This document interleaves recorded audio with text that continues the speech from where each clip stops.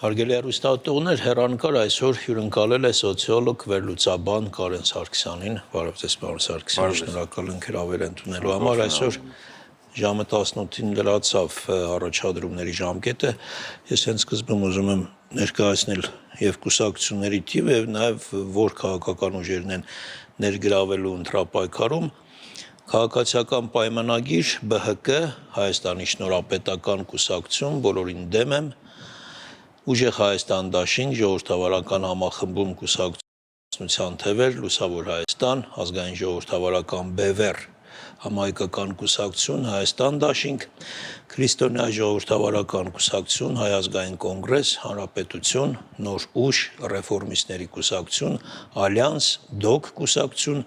Քոչարի ազգային վերածնունդ եւ ազգի զարթոնք եւ զարթոնք կուսակցություն։ Բոլորին ճանաչում եք։ Ոչ երբ։ Կեսին գոնե ճանաչում եք։ Նույնիսկ կես։ Որ մասն եք ճանաչում։ Դե տեսեք գոյությունի ճանաչելը սենց է, գոնե որ անունը լսել ես, դա դեռ չես ճանաչել, դա լսել ես։ Ճանաչել նշանակում է քաղաքական ծրագրի արկայություն, որը հայտնի է, որը ինչ-որ միտեղ պետք է հասկանաս ինչ։ Իրականում ոչ, չեմ ճանաչում։ Ու պետք է վերլուծեմ, որ հասկանամ ընդհանրապես դեռ ինչ-որ քաղաքական ուժ կա եւ ինչի վրա հույսը դրած եւ արդյոք քաղաքականություն կա այս ամեն ինչի մեջ թե ոչ, որովհետեւ մեծ հաշվով վերջին ընտրությունները մեզ մոտ ամենաբարձր մասնակցություն տոկոսը լավ չասեմ թիվը եղել է 1.6, դրանց բարձր չի եղել 1.1, 1.2 միլիոն ընտրողների համար 19 կուսակցությունը մի քիչ 50%-ը չենք ասել, հա։ Ես գիտեք խնդիրը որն է ցավոք սրտի քաղաքական պայքարը մեզ մոտ չի զարգացել, մեզ քաղաքական պայքարը մնացել է բանի մակարդակի, անձերի մակարդակի վրա, հələ սովետական է, էլի մարդիկ ընտրում են հիմա որ տենց ասեք, օքեյ, լավ, հասկացանք, բայց միևնույն է գնալու են ընտրեն Ծառուկյանին կամ Քոչարյանին կամ Փաշինյանին, ուրիշ ոչ մեկին չեն ընտրել, ու տենց է կարգը, տենց ոչ մի ուրիշ բան չունենք։ Հիմա սա վատ պատկեր է։ Իհարկե։ Սա նշանակում է, որ որ ավելի վատն ենք ունեցել, ես ուզում եմ հիշեցնել, որ 2021 թվականին 25 քաղաքական ուժեր։ Այո, ես լավ հիշում եմ այդ երեկոն, երբ որ փակում էինք, ինձ էլի հրավիրել էին, բայց այդ անգամ բան հանրայինում on-line ոնց որ տվյալները գալիս էին, ասենք պատկերը բարձ էր, հա, կար ինչ-որ բան բաշխվածությունը, ձայների նույնիսկ ընթացում գալացող ձայների 80%-ը ընկնում էր այն ժամանակվա իշխող կուսակցությանը, հա, ԿՊ-ի եւ պրոռուսական ընդդիմությանը, այսինքն Հայաստան դաշինքին։ Բոլոր մնացածը, որ ասում եմ մաթեմատիկայում տենց թիվ կա, ասում է էպսիլոն, որը միշտ ձգտում է 0-ի, բայց երբեք չի հասնում։ Ինչ որ տենց լավագույն դեպքում 2000 ձայն են հավաքում, այդ էլ լավագույն դեպքում, հա, բացառությամբ 1-2 կուսակցության, այսինքն իրական պատկերը Հայաստանի համար, Հայաստանի քաղաքական կյանքի համար, որը չունի ծրագրային պայքար ընդհանրապես 4 մաքսիմում 5-ն է։ Մենակ այդ դեպքում երբ դրանք կգան, մենք կունենանք բան, իսկ սենց Այսինքն այդ որ նշում եք մի քանի հազար բան, դրանք որ ասում են ձայներ փոշիացնող կուսակցություններ, չէ, իրենք ձայներ փոշիացնելուց բացի, իրենք մենք տեսնում ենք կամ մենք որպես սոցիոլոգներ ուրիշ ենք տեսնում, մարդիկ տեսնում են ձայների փոշիացումը, որովհետև առավել պատկերավոր դա երևում է ընտրությունների երեկոյին հաջորդ օրը եւ թվերը հաշվում են, բայց բացի ձայների փոշիացումից դա նաեւ նշանակում է, որ հասարակությունը հասուն չի, դեռահաս է։ Սա էլ է առաքելություն, գալ ձայներ փոշիացնել ինչ որ քաղաքական ուժի կամ իվենաս ինչ որ քաղաքական ուժի։ Բայց դա ոնց որ, նու, չէ, ձեր տեսանկյունից, լրագրողական տեսանկյունից սա շատ հետաքրքիր առանձին կեյս է, որը կարող եք ուսումնասիրել եւ կարող եք նույնիսկ բացահայտումներ անել, բարձր որ այս կամ այն քաղաքական ուժը նու առնվազն եթե ոչ գումար, ապա ինչ որ բաներ սա ռեֆերենցաներ, առավելություններ ստացել նրա համար, որ ինքը հայտնվի ինչ որ միտեղ եւ մի բան ասի։ Ես այդտեղ ոչ թե մենք ձայների փոշիացման մասին կուզեի խոսել, այլ նաեւ անվճար եթերների սլոտերի լրացման, որովհետեւ երբ 4 կուսակցություն է եւ դու 4 կուսակցություն ես լսում, դա ինչ որ մի բան է, ընտրողի տեսանկյունից։ Իսկ եթե 19-ը կամ 25-ը կամ ինչ որ այ այնտեղ, ստացվում է, որ մարդիկ են ովքեր ծրագիր չունեն, բայց իրենք այդ անվճար սլոտերը լրացնում են։ Ստեղ ոչ թե ձայների փոշիացման, որ ասենք մեկից ձայն խլել, այլ բերել հոգնածության եւ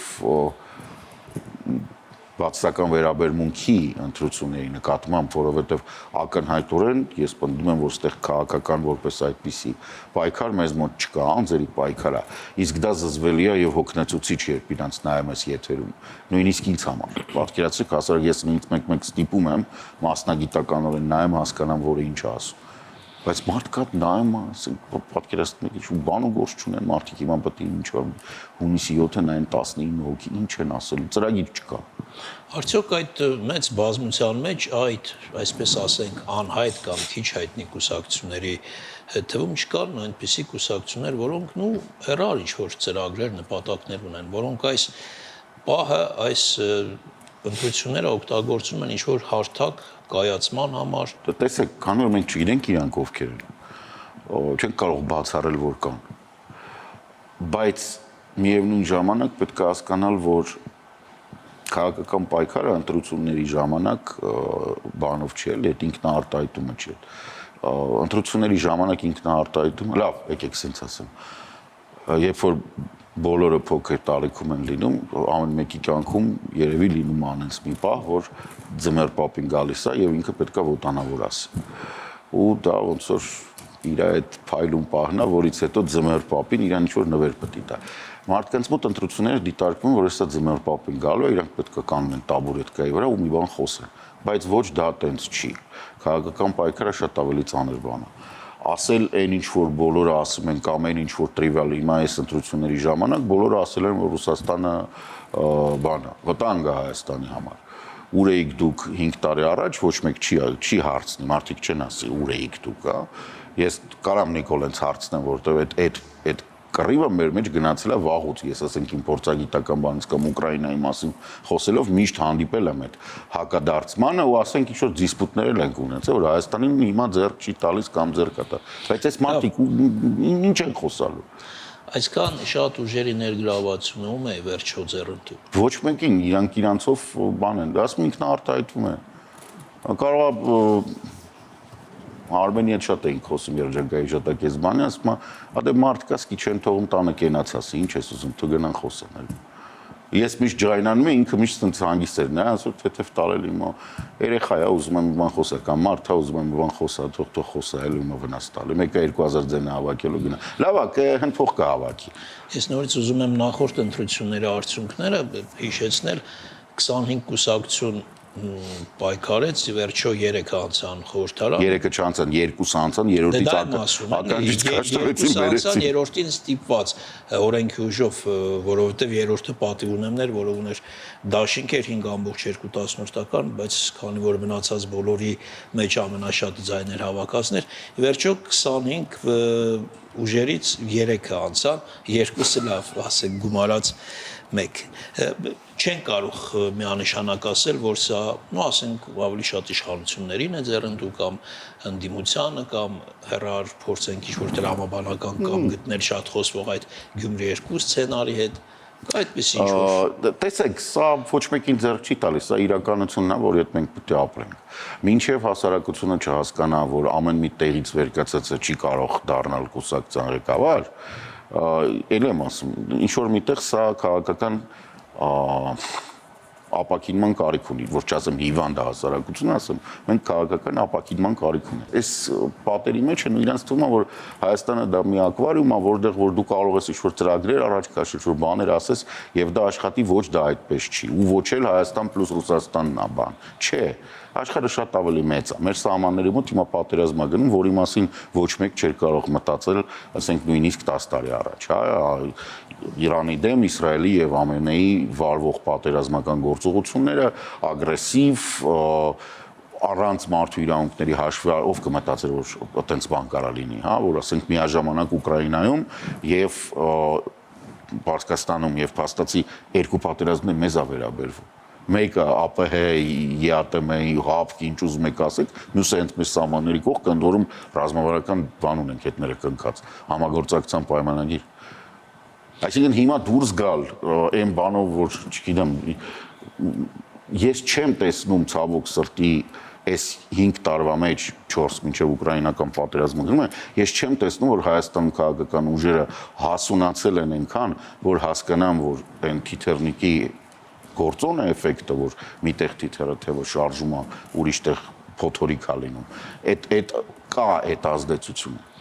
Մենք կարող ենք ասել, որ ինչ որ տեղ, ինչ որ իմաստով ընտրողների թիվը, այս նկատի ունեմ ընտրություններին մասնակիցների թիվը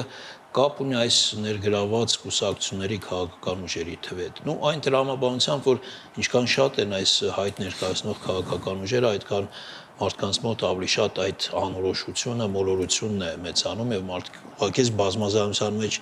ավելի շատ չեն կողմնորոշվում եւ ավելի շատ չեն գնում ընտրելու։ Նմանա, հոգնեցություն առաջացնում։ Դե ես ասում պատկերացրեք, հիմա լավ է, առաջիկա մի քանի օրը, երբ որ եվրոպական այդ վեաժողովներն են լինելու, Հայաստան, Եմենա լինելու, բավականին շատ դրական բան է լինելու, հա, այդպես ընդհանուր առմամբ, ոնց ուզում եք նայեք, բացառապես են որ քյոյնա պուտինոիդներից բացի, բոլորը ինչ-որ դրական էմոցիաներ են դրանից ստանում ու կներեք վարորդներն էլ կարող է, բայց դե հալա, դա Երևանի հետ կապ ունի, լավ չեն բանանում, բայց ամեն դեպքում այս դրական էմոցիաները փոխարինվելու են ինչով քաղաքական պայքարով։ Այդ քաղաքական պայքարը մեզ մոտ երբեք քաղաքական չի։ Ինքը միշտ անցնում է անձնականի, ինքը միշտ բավականին մեծ բան ունի, պոտենցիալ ունի կոնֆլիկտների, ընդ որում նույնիսկ եթե եթերում այդ կոնֆլիկտը չի լինում, եթերից դուրս կոնֆլիկտ ալում։ Այդ ոնց որ Ռեալ Բարսելոնա խաղից հետո երկու տարբեր տեղերում նստած, երկու տարբեր սեղանների նստած մարդիկ ավելի մեծ հավանականությամբ իրար կծեցեն, քան Ռեալի եւ Բարսելոնայի խաղացողները։ Իդեպ Եվրոպան, նոր առաքելություն է, ձևավորում Հայաստանում, որը ուղղակիորեն եւ ընտրություններ եւ նախընտրական շրջանի հետ կապ ունի, սա լավ է թե լավ չէ։ Ընտրությունների հետ ինչ չի թվում, որ չեն հասցնում պաշտոնապես ինքը ձևավորում է ունիսին, բայց 2 տարով է գործելու, հետագայի հետ կապ ունի հետագայում հետընտրական գործընթացների հետ, ինչը պակաս կարևոր չի,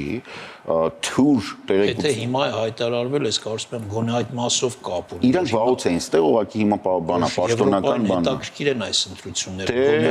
Հայաստանը դիտարկվում է Եվրոպայի մի մաս։ Ես նորեն նայեցի պաշտոնական ինչ-որ եվրոպական հրատարակություններ, որտեղ հնայի աճի տոկոսադրույքներն էին բանով,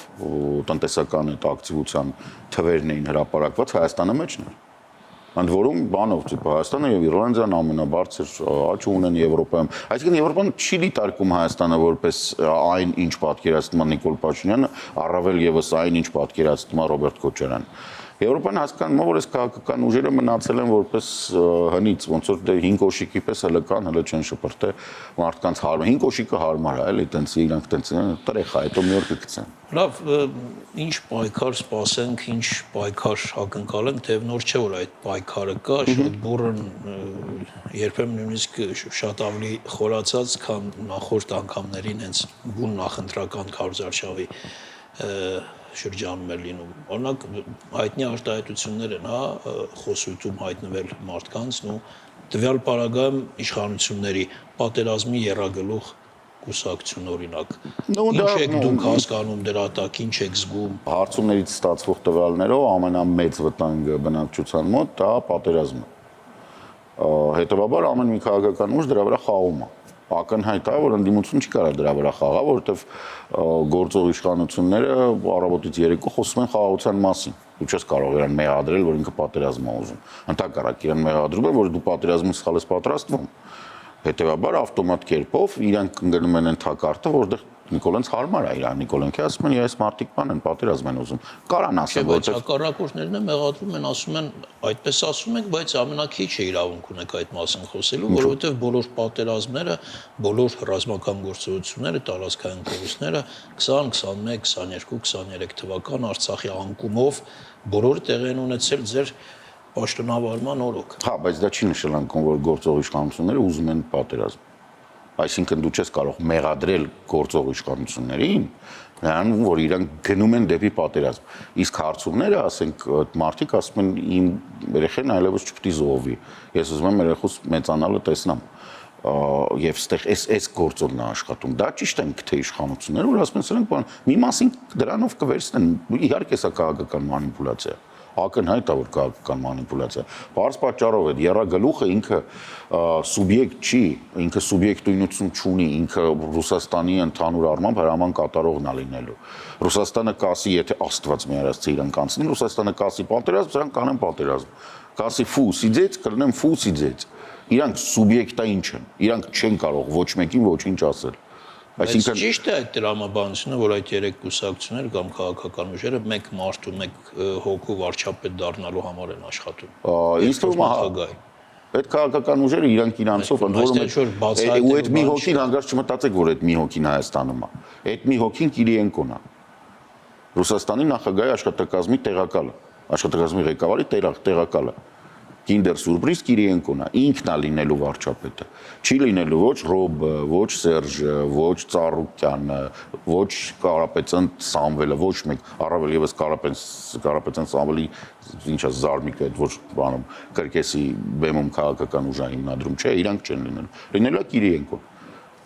Այդ լավ տարբերակ է։ Իսկ կարող է մենք լեյտենանտ նշանակեն հայտնվից։ Մեդվեդևը երկրի նախագահ էր, բայց Պուտինը վարչապետ էր, բայց իրականում Պուտինն էր նախագահ։ Պուտինը այդ ժամանակ ամեն ինչ էր։ Եթե հիշում եք, Պուտինը Չինաստանում գտնվելով Վրաստանի վրա հարձակումը համ հրամանը տվեց, համ տարավ։ Այսինքն ստեղ բան չի։ Ճիշտ հասկացեք, այս 3 քաղաքական ուժից որ մեկն էլ որ դառնա, իրանք Մոսկվայում ունենալու են օվերչուկի կարգավիճակ։ Օվերչուկի կարգավիճակը գիտեք որն է, որ մտնում է կառավարություն շենք, որ լիֆտը կանչում է, լիֆտը չի գալի, ինքը մեկին կանչում է, ասում է լիֆտը կանչի, որովհետև նույնիսկ լիֆտը գիտի, որ օվերչուկը ոչ մեկ է։ Լավ, եւ փորձենք ավարտել ինչ մասնակցություն է վերջո ակնկալենք, թե այսպես որոշակի կանխատեսումներ կա, որ շատ բարձր չի լինի եւ սոցհարցումներն է միշտ խոսում են շատ մեծ չկողմնորոշված ընտրազանգվածի մասին, բայց եւ այնպես։ Տեսեք, շատ մեծ ընտրազանգվածը բան չի։ Շատ ես հիմա չեմ ուզում ասեմ այդ ընտրազանգվածը ինչին է հակված։ Չստացվի որ ես ինչ որ մեկին արդեն սկսված նախընտրական պայքարով ինչ որ մեկին օժանդակում եմ։ Այդ իմը չի, ոչ մեկին չեմ օժանդակում, դրա համար չունեմ ասելու։ Բայց մենք կարող ենք բարբերաբար հանդիպել, ինչու եմ ասում, որովհետև կախված էմոցիոնալ բաներից, պատկերից ընտրությունների։ Ինչի ես ասացի, առաջի շաբաթը, առաջի 10 օրը դրական է լինելու։ Հետո այնտեղ մի հատ երկու հատ իրադարձություն կա, որոնք ինչ որ մի կերպ անդրադառնալու են։ Մեկը դա բանն է, ընթացիկ ինչ որ գործընթացը, որը թողենք մի կողմ ժամանակ գա խոսենք, իսկ մյուսը դա ռազմական շքերթն է, որի ժամանակ Նիկոլը խոսք կա տվել ցույց տալ բոլոր այն զենքերը, զինատեսակները, որոնք գնված են։ Այսինքն առաջի շաբաթը հանրության համար բան է, դրական է։ Երկրորդ շաբաթում լինելու են խնդիրներ։ Այդ երկրորդ իրադարձության հետ լինելու են խնդիրներ։ Կախված ինչ էմոցիոնալ գույն կտան ընդդիմություն կուսակցությունները այդ երկու բանի մենք կհասկանանք ոնց է լինել, որովհետև տենց է դրանից է գալու։ Հիմնականում մենք կարող ենք սպասել մասնակցություն մոտարապես 1.2 միլիոն հիմա, որովհետև առանձնապես բան չկա, էմոցիա չկա։ Եթե բան եմ ասում, իշխող կուսակցությունը, չգիտեմ, Արարատ Միրզոյանի մակարդակով կամ նույնիսկ Փաշինյանի մակարդակով, մայիսի 2-ից 6-ը, նու բացի Ֆրանսիայի այդ ռազմական այդ դաշինքի ստորագրությունից, չտան Եվրոասոցիացիան դիմումը։ Բոլորը այդ թուղթը տվեցին, իմացեք թեման պագա։ Շնորհակալություն, ժամանակը ցույց կտա, ինչպես ասում են։ Այսքան արգել հեռուստատոներ, մեր հյուրն էր վերլուծաբան սոցիոլոգ Կարեն Սարգսյանը։